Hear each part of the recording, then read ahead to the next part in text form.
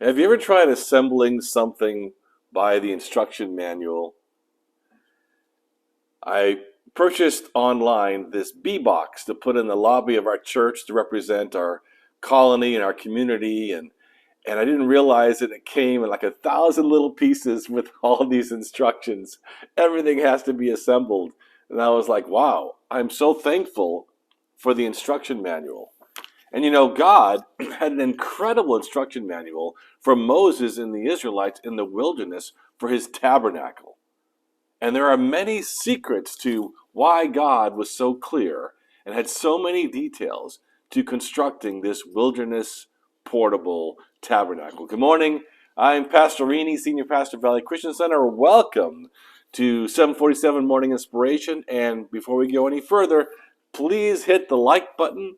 Remember, every time you hit that like button, that little piece at the bottom down there, and you send this to a friend or you subscribe, you're helping me and you together give the world more of God's Word, inspirational words for the day, to learn how God can help them, you and I, fulfill His preferred destiny for our lives. So make sure you hit the like button and share this with someone. Now, Exodus 25 and 26.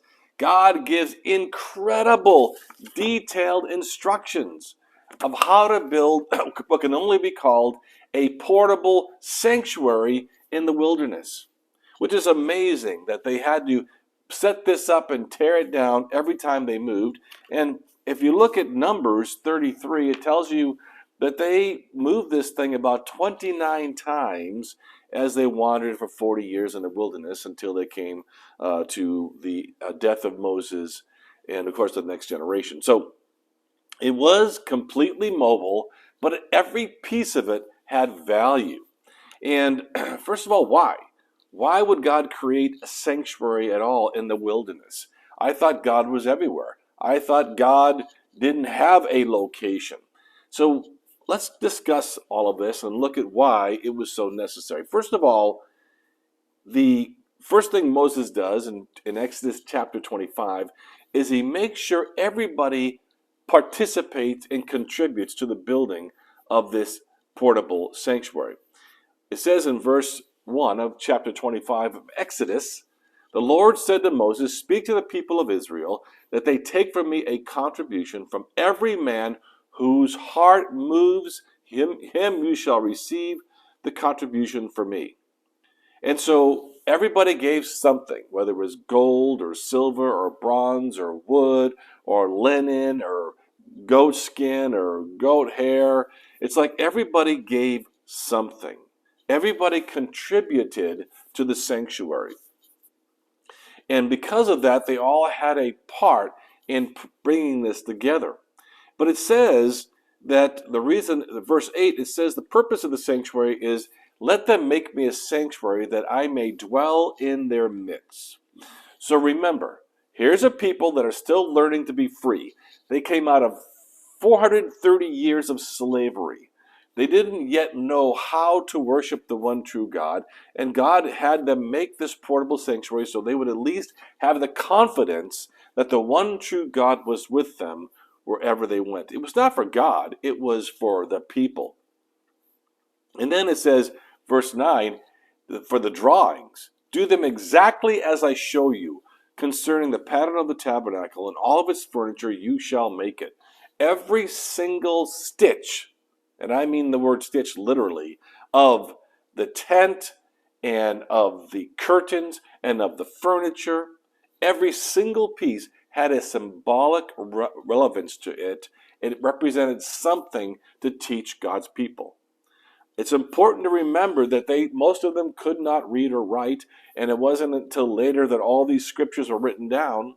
And so most of the way people learned was visually and through these ornaments and through, of course, the structure of how this was put together. So first he tells them about the Ark of the Covenant, the infamous Ark of the Covenant, and this covenant that was made with acacia wood and then covered with gold. Now, acacia wood, you hear this a lot in the Old Testament. Acacia wood was a very hard wood, we would say like a hickory. Hickory is used for handles of axes and sledgehammers. Hickory is incredibly strong as a hardwood, and because it was a strong hardwood, it didn't expand and contract with the weather. So unlike a softwood like a pine or a maple, it didn't expand. So if you covered it with gold, it didn't pop the gold off the outside. So acacia wood was used because it was durable. It did not expand and contract like regular wood. And you could overlay it with silver or bronze or gold, and it would remain intact. All right. But then when he made the Ark of the Covenant, it's important to note that he says in verse 14, and you shall put the poles into the rings on the sides of the ark to carry the ark by them. The poles shall remain in the rings of the ark. They shall not be taken from it.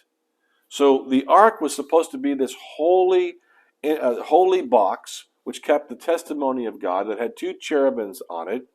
And you are never to touch that box. And so they made rings on it so that the priests would put these poles through the rings and carry the ark, never to be touched with human hands. Because on the ark, in the middle of it, was what's called the mercy seat. It says, verse 17, you shall make a mercy seat of pure gold. And I want you to hear what God says about the mercy seat. Remember, it's in the center, and there's two cherubim facing it with their wings back. He says, verse 22, there I will meet with you. And from above the mercy seat, from between the two cherubim that are on the ark of the testimony, I will speak with you about all I will give you in commandment for the people of Israel. So in their early stages of worship, and they're trying to understand who God was, God gave them a specific location, said, when you build this ark, then I will be residing above that ark. And in that place, you know that I will reside. I will always be there. And I will speak to you from that place to the high priest, who is the one who is the one I will speak through, and then that person will speak to you, because that person must be sanctified in a very special way to be in my presence. Now, in our modern day Christianity, because of salvation through Christ, who is the mediator of our sins and the reconciler between us and God, we no longer see God as living in a specific place. And we no longer see that we need God to speak to someone else more righteous than us to talk to us. We know we can have intimacy with God. But in those days, they were new to this. This was all God trying to teach and train them. So it was important that they knew that's where God was, and they didn't understand how to be free from their personal sin nature. So they believed that someone more righteous than them had to be the mediator between them and God. It was all an image of the Christ. Then that stayed in the Holy of Holies, like the secret back room. And only the high priest could go in that secret back room of the Holy of Holies. And there's the holy place, which is outside the Holy of Holies, still within the tent that they constructed. And in it they made furniture. And in that furniture they had special plates and dishes and the bread of presence, which were 12 loaves of bread that were baked every week that represented the 12 tribes. The showbread, by the way, that David ate when King David was on the run. Okay, but every week they'd make these 12 loaves, and then they would be consumed by the priest, and they'd make 12 more. They also had the golden lampstands, as we know as menorahs today, which represent they were made and hammered. They were hammered in one piece to look like a tree. Right? You have 3 branches to the left, 3 branches to the right, 1 in the center. It was meant to represent God as the ultimate tree of life. And each of them were hammered into like branches with blossoms upon them. And these 7 lampstands lit up the holy place so the priest could do his work in the holy place. And then, of course, they had the whole tabernacle constructed with a fence around it, the court, where the sacrifices were done. And so there was the outer court that was surrounded by a fence, also made of skins and linens and everything else. And all of the exterior fencing represented the outer court. So there was the where the people lived in their tents outside of the tabernacle. There were the priests within the court. There were more sanctified priests within the holy place. And the only singular person, the high priest, could go into the Holy of Holies. So the early Israelites saw God as someone who was surrounded by fences, and the more righteous you were, the more cleansed you were, the closer you could come to God. And every symbolic piece that he made represented some of the imagery of God. And if you look at Revelations, by the way, and read Revelations, many of these images are restored again in images through Revelations. Now, the final thing is the veil that was made between God and man. Verse 31, and you shall make a veil of blue and purple and scarlet yarns and fine twined linen. It shall be made with cherubim skillfully working into it. And you shall hang it on 4 pillars of acacia overlaid with gold, and with hooks of gold, and 4 bases of silver. And she'll hang the veil from the clasp, and bring the ark of the testimony in there within the veil. And the veil shall separate for you the holy place from the most holy. Now, this significant piece, the veil, remember, is what was torn in half when Christ was crucified on the cross for the sins of humanity. Remember, it says the veil was torn. That was the moment that God restored the opportunity through the innocent the sacrifice of the innocent blood of Christ. God restored the opportunity for God and man to be reconciled through the sacrifice of his son Jesus. The whole Old Testament, that veil was there. There was never going to be a moment that an average person could be in the presence of God without priests going before them, getting more and more sanctified with more and more rituals. There were fences between man and God all throughout the Old Testament. And God made it clear when Jesus said, "It is finished," he ripped open the veil. No more was there a court, a holy place, and a most holy place, a holy of holies. Now, through Christ, there is complete restoration and reconciliation between sinful man and a sinless God. What a beautiful part of this. And this secret is still misunderstood today by the Jews.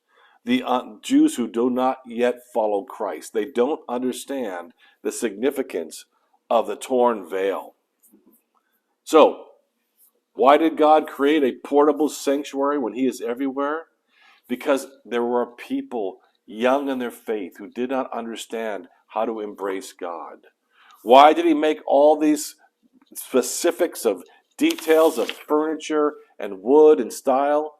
Because everything represented part of the imagery of who God was and who the coming Christ would be. That's the beauty of the symbolism of the Old Testament. And truly, you don't quite understand it until you embrace a relationship with Jesus Christ. God, who came in the flesh, who had no sin, who went on a cross and died for you and for me and all the sins we ever committed, and then said, "It is" what? "Finished." Now we can be restored to a relationship with the living God. Boy, this is awesome. Well, I hope you enjoyed today's lesson. Hit the like button. Make sure you share it. Tomorrow we're having a special guest speaker because I'm starting on Tuesday mornings. I'm doing a 7 to 8 a.m. men's breakfast every Tuesday morning at the church. So I'll be working a little bit on my schedule for the next couple of weeks as I figure that out. And either way, we'll still be on the air live tomorrow morning at 7:47. You go out there and have an incredible day. Love y'all. Bye-bye.